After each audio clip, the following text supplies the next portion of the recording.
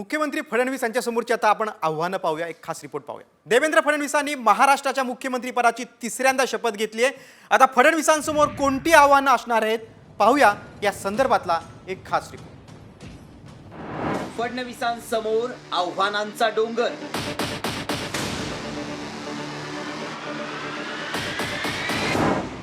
फडणवीसांच्या डोक्यावर काटेरी मुकुट।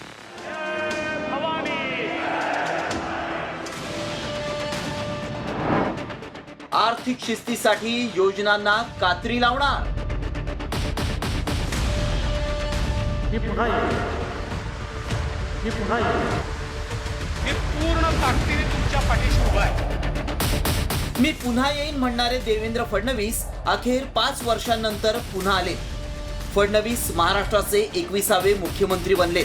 मी देवेंद्र सरिता गंगाधरराव फडणवीस ईश्वर साक्ष शपथ घेतो की महाराष्ट्र राज्याचा मुख्यमंत्री म्हणून भारताच्या संविधानाबद्दल मी खरी श्रद्धा व निष्ठा बाळगेन।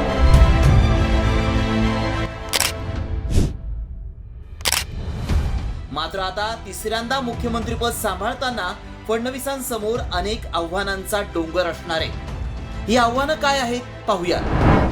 लाडकी बहीण योजनेचं मानधन 2100 रुपये करणं, शेतकऱ्यांना कर्जमुक्त करणं, आर्थिक शिस्त लावून राज्याचं उत्पन्न वाढवणं, मराठा आरक्षणाचा तिढा सोडवणं, धनगर समाजाला एसटी मधून आरक्षण मिळवून देणं, मोठे प्रकल्प राज्यात आणून रोजगार निर्मिती करणं, कापूस सोयाबीनसह शेतमालाला चांगला भाव देणं, नाणार रिफायनरी आणि वाढवण बंदराचं काम पूर्ण करणं, महायुतीतील 3 पक्षांसह छोट्या घटक पक्षांमध्ये समन्वय राखणं आणि मुंबई महापालिका निवडणुकीतही विजयी घोडदौड कायम राखणं।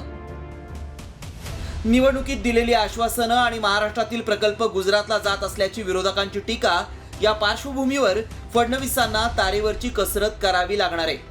त्यामुळे देवेंद्र फडणवीस मुख्यमंत्री पदाच्या काळात राज्याला आर्थिक शिस्त लावण्यासाठी कल्याणकारी योजनांना कात्री लावणार का, तसंच राज्याचं आर्थिक उत्पन्न वाढवण्यासाठी नेमक्या काय उपाययोजना आखणार याकडे सगळ्यांचं लक्ष लागलंय।